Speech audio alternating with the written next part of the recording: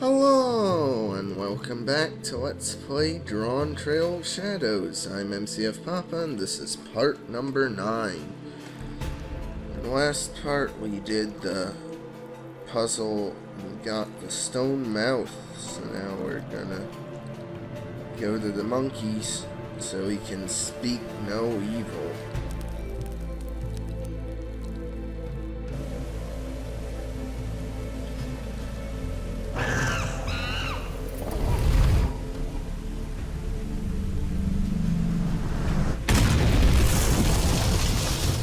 Okay. Well, that was unexpected.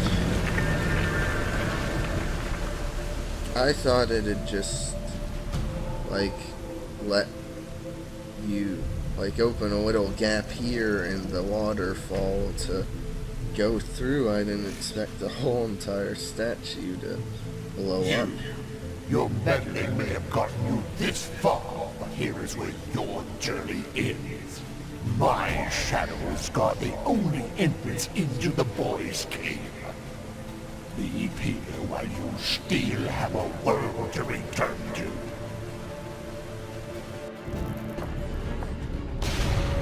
I'm not gonna do that. I'm not leaving. I gotta save the boy. Ooh, he's got a jack-o'-lantern face. Boat. There.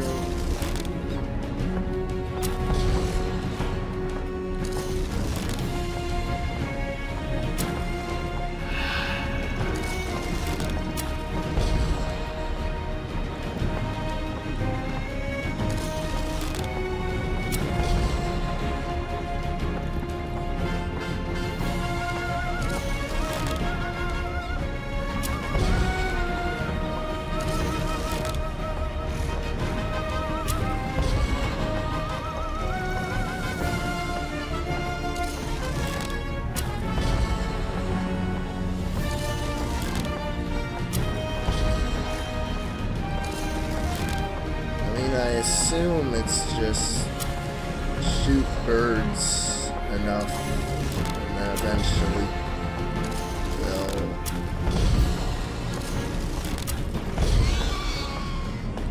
stop.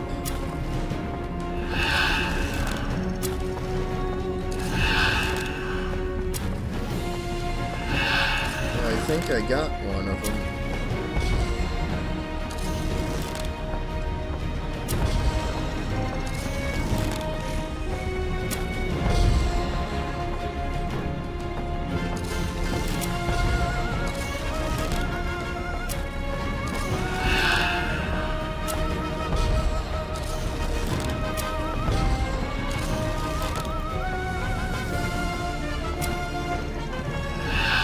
Okay. How was I supposed to know the bird would dodge right then?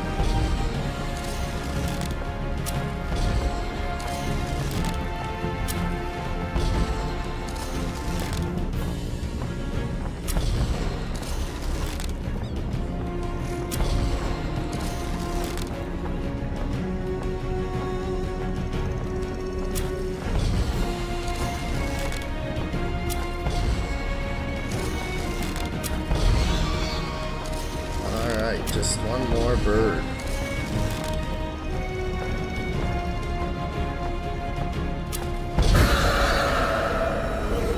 There we go. Birds are down. We get a pallet for our trouble.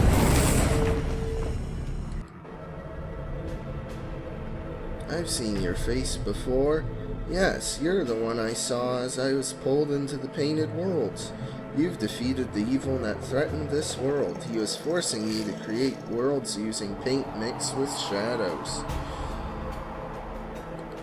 Okay. With this palette, I can create a world full of light and happiness. I will create a kingdom based on imagination and creativity. A kingdom ruled by a benevolent family. So after many struggles, the stranger's kindness and creativity prevailed. The wizard was vanquished, and the boy was free again, and all of the painted worlds were mended. And that, my dear, is the end of our story. But what happened to the boy, Franklin? He continued painting and created many wonderful worlds. He lived a happy life, where he met a wonderful family, and they had a daughter, who he came to love very much as his own. Franklin, was that you? Were you the boy? Enough questions, Iris. It's time for you to get some sleep. Remember, my dear, even in the darkest times, the light of creativity still shines.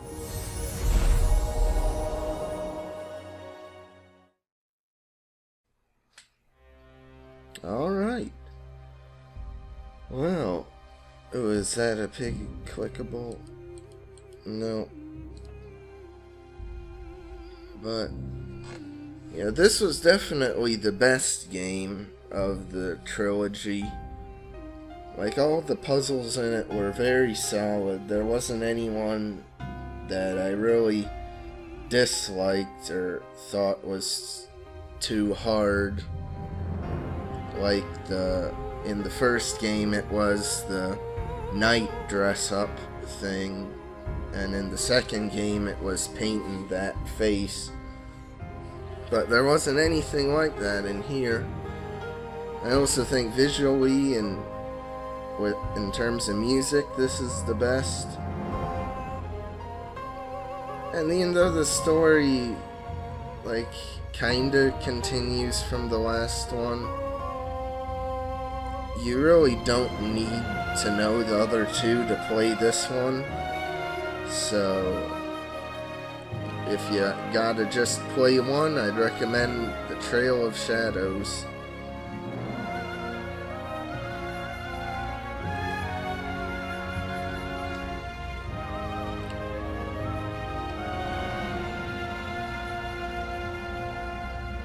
This one also seemed a bit longer than the other ones of the drawn games.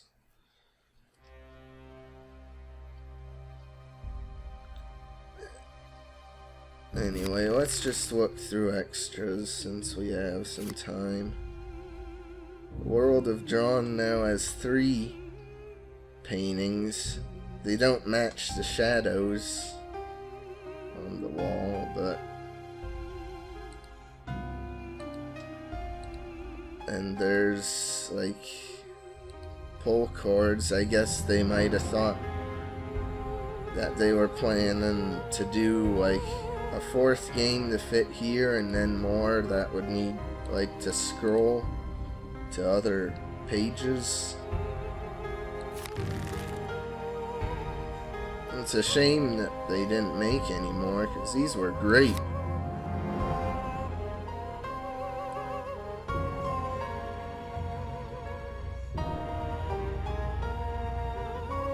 Alright, some croquet achievements I didn't get. And how did I not paint 3 eggs perfectly?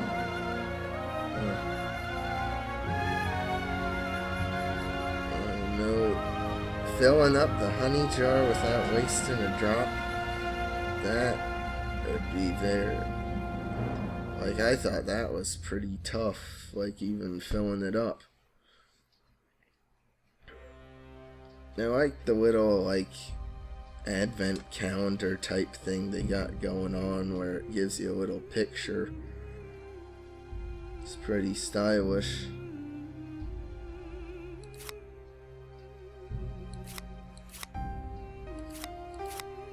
Okay, I don't... Oh, I guess that's just to see the whole picture, even though it's just the house from early on in the game.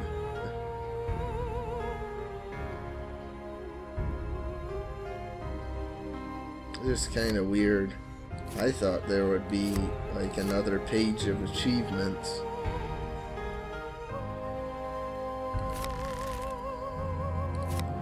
Let's check out the concept art.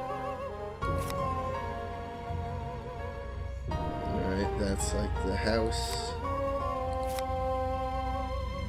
More of the house. Even more of the house. Even more of the house. Even more of the house. Though I think this is the pop-up book, but it depicts the house. Sheesh. Still more of the house. They were really wanting to get that starting farmhouse. Still more of the house. They just wanted to make sure the starting farmhouse scene was perfect.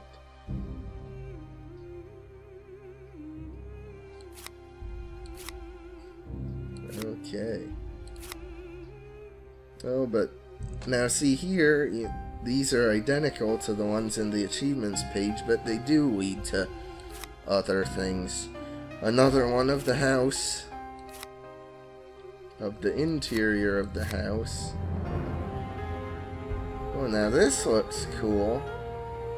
Like maybe they wanted to have a factory type industrial area in this game. More house, more house. Yeah, seems like maybe they wanted a whole village, like with like steampunk type aesthetics. I don't know who this guy is. I don't recognize him.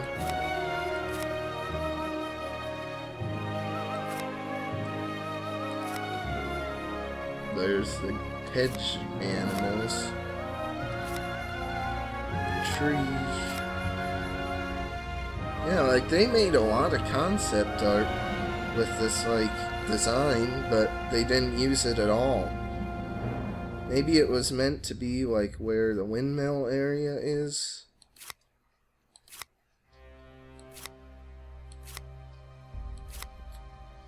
I don't know.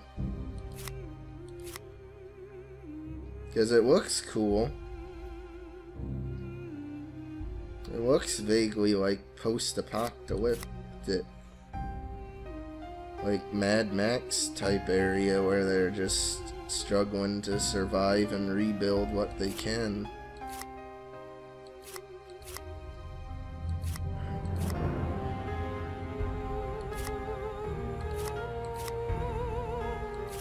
This is the most concept art I've ever seen, like a collector's edition of the game give you.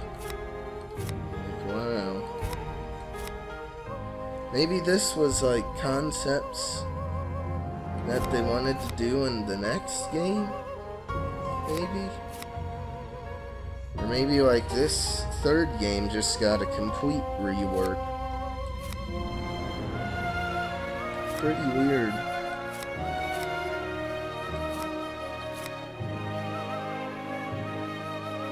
Oh yeah, this must have been for this game, because that's like the giant guy, but he's like a robot. Like the Iron Giant or something. It's really interesting that like it went through such a huge rework. Or maybe what it was that you would explore like the steampunk town, and that was the normal stuff, and then you went in paintings, and then that was like these happy stone giants and the farmhouse they love to design. It's making the croquet like course. Seems they went through several redesigns.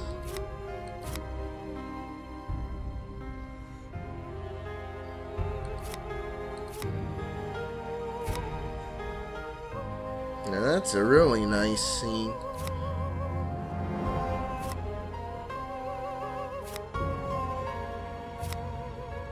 That's the chalk thing.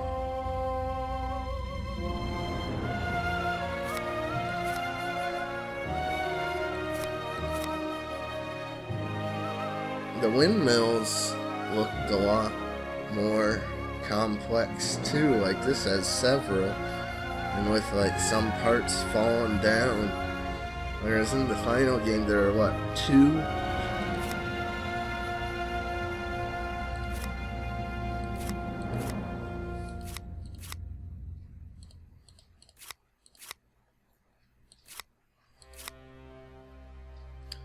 Man, they really love themselves some concept art. Now that's that head thing.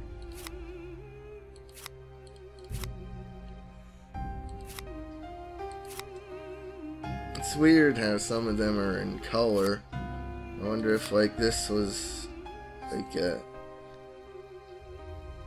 area they had designed more thoroughly but then didn't end up using in the game.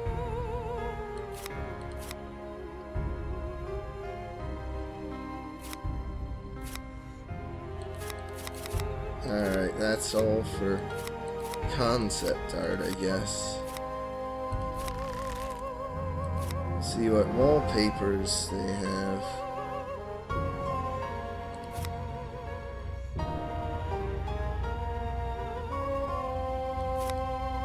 That's the title screen. Am I already forgetting, like, this guy? I swear he didn't show up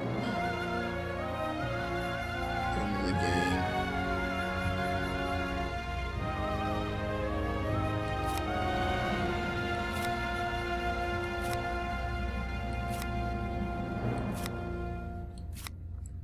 I mean, this game is really pretty, so these are some nice wallpapers.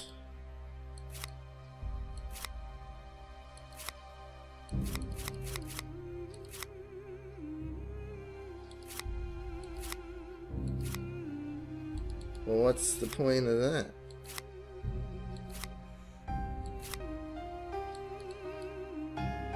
I don't know. But you can, like, change characters.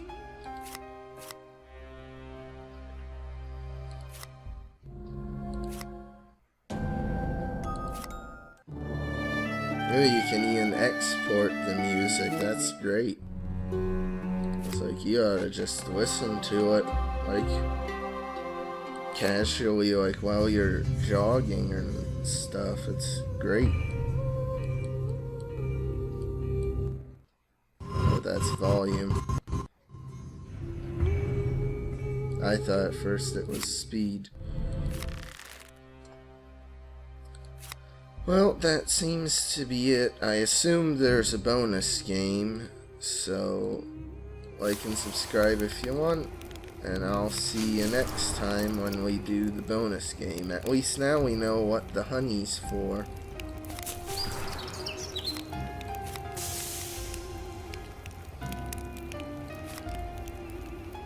I'll see you next time. Hello, and welcome back to Let's Play Drawn Trail of Shadows. I'm MCFPapa, and this is part 10. Now we're gonna go on and start the bonus game, which I assume there is one. Iris, come close, child, and I'll tell you a magical tale. Long ago, there was a boy who had an amazing gift. He was a talented young artist, just like you. Painting was everything to the boy, and the images he created were rich and full of life. This is just His paintings were so vivid, in fact, that they became doorways into fantastic worlds. This isn't anything different. Until one day he painted a door that he should have left closed. Is the bonus game like in some other tab? Out of one of his own paintings see it? came an evil wizard.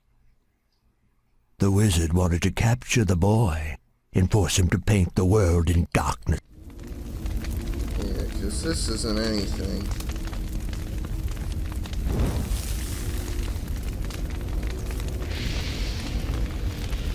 Maybe I just missed it.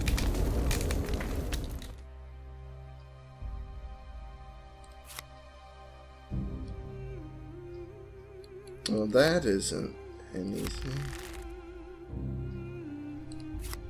I guess there really isn't a bonus game.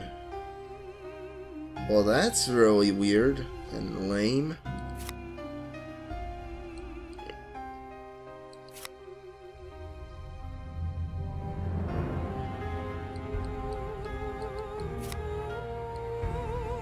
Oh well.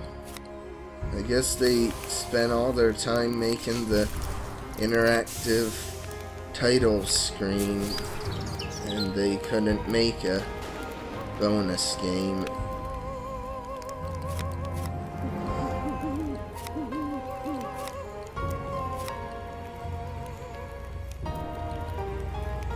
Alright, well, like and subscribe if you want, and I'll see you in the next series, because it's over, I guess. That's weird. I guess I won't recommend the collector's edition then. I mean, it's kinda worth it just for the soundtrack, but I'm sure there's somewhere on YouTube you can find the music to the games. Oh well. Alright, I'm back once again. Now, I think there is a bonus game, because if you go in achievements, you can see that there's collector's edition where it says the bonus area complete. But I think what they did, at least according to the official Big Fish Games walkthrough, is Chapter 3, the cave area. That's entirely like bonus edition. Bonus, like, collector's edition content. And so it's just added in between all the other stuff. So the game actually isn't as long as I thought. I was just playing the collector's edition area in the middle. I wish it made it clearer though, because I didn't even think of that. I thought it would be like a post-game something you unlock and play, not something added in the middle of the campaign.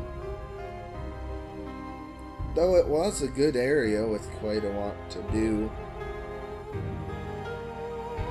But anyway, that clears it up. So the collector's edition is worth it. It's just weird. I'll move the moon down and call it a day. And I think I'm finally done with this series. So, I'll say like and subscribe if you want. Again. Okay.